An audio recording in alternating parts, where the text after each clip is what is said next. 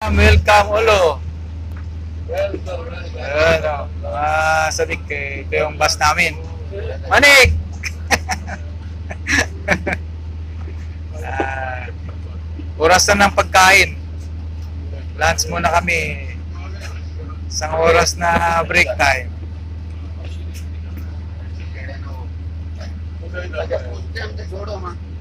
Araw-araw yan mga sabik ginagawa. Natin sundo sa accommodation. Punuan to, punuan. Bawal nakatayo. Yung driver isa ring Pilipino, si Joel. Ayan.